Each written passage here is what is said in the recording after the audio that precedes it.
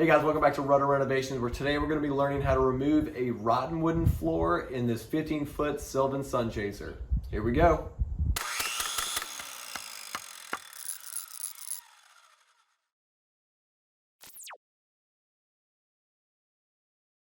Floor doesn't look too bad, but you can see right here,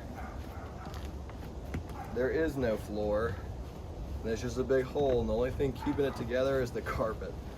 So that's why all this whole area in the middle is very soft. You can hear the wood breaking everywhere I walk, and that's why we're replacing it. You can start by removing all the equipment screwed into the floor. You can see we were able to get several more years out of the boat before doing this by putting another piece of plywood underneath the captain's chair, but the rot had gotten so bad that we couldn't put it off any longer. I considered putting plywood over the entire floor, but this boat already weighs a lot and it's underpowered even with its maximum allowed horsepower, so I didn't want to add more weight. To remove the console, I had to peel back the carpet on the sides to have access to the screws at its base. Once these were unscrewed, the console was fairly mobile, so I didn't have to completely remove it, but if we need to later during the restoration, the setup only contains a harness plug, 3 additional wires for our depth finder, and a steering cable. After removing the console, I started removing the side skirting. All right, so the bottom trim is all connected with these brackets at the end that will tie the 2 pieces together. Here's the back, and then here's this. Is not only screwing it into the floor, but it's screwing it into each other. And so we'll go around and remove all of those brackets so that we can get these side pieces off. After removing the side skirting, I decided to remove a little section of flooring to see what I was getting myself into, but I should have done it in a different location because it was difficult to navigate around whenever removing the rest of the flooring.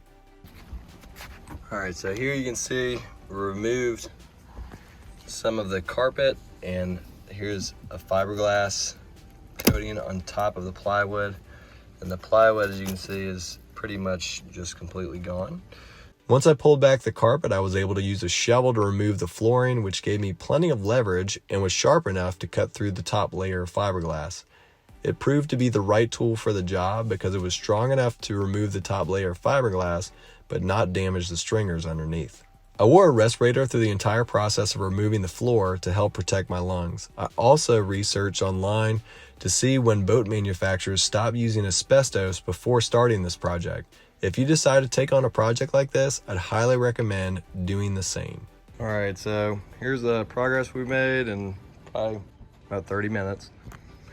The shovel is working very well with this boat because things are so rotten. In fact, the center stringer is completely rotten through. It is supposed to be supporting the floor, and there it is.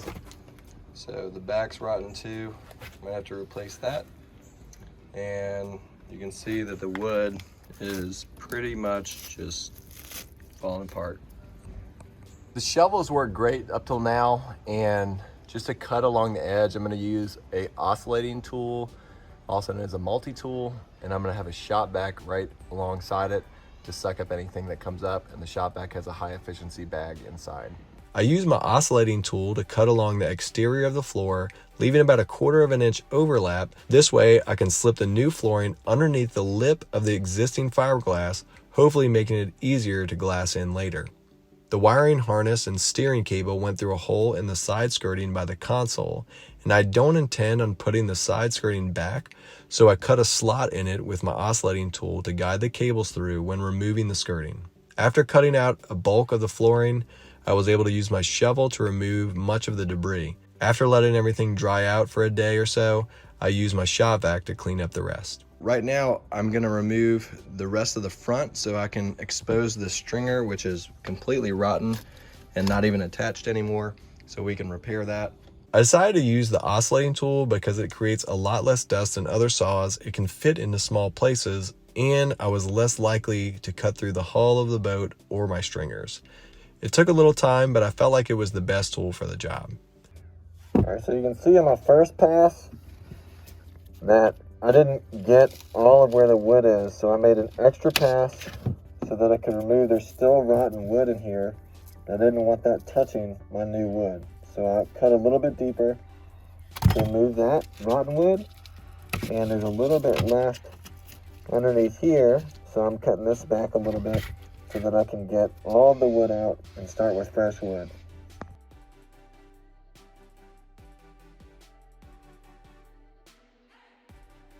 What we're going to do now is we're going to take this middle stringer. You can see I already lifted it up. It is completely rotten. And now we're going to cut out that and we'll put a new board in there. In addition to the new stringer that needs to be installed, the two cross members that run perpendicular to the stringers, which you'll see in a second, need to be replaced as well. I plan on putting new cross members in a different location and just cutting away the bulk of the rot so that they don't obstruct water from flowing to the back of the boat. It was during this process that we found quite a surprise. During this process of removing this rear support, you can see that this support for the bottom stringer is completely gone. I mean, it's just totally wet and rotten. So I went to go check out this support as well, and you can see there's standing water in there. It is completely rotten. Because the stringer on the bottom was completely rotten, I tried to remove the top portion of fiberglass holding it in so that I could slide it out, but the bottom of the board was glass to the boat. When that didn't work, I used my oscillating tool to cut it along the side of the bottom of the stringer and had to use my hammer and crowbars to beat it out. The easiest thing to get this up that I have found has been a little mallet and a crowbar. You just hammer it in there, except you actually hit it. And then once it's far in there,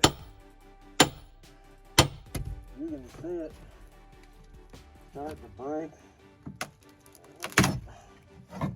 That board right there. Yeah. And we're gonna do that one last time. We already got that back out. That was a beast.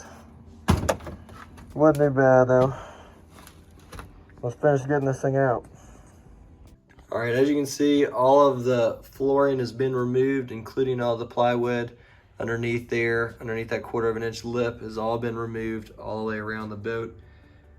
And now comes the preparation for getting the new wood installed, which includes adding this new stringer here. I did keep the remaining portion that was good just for the curve, so I wouldn't have to reinvent the wheel there. We could just trace that on a new stringer, and then we'll get some new flooring in here. All right, guys, I hope this was helpful for you. This is the end of part 1 of this series. Join us next time for part 2 whenever we install and glass the new floor. If you have any questions, feel free to comment below. If you like this video, like it. And if you're watching on a medium, you can subscribe. Feel free to subscribe. We'll see you next time. Peace and God bless.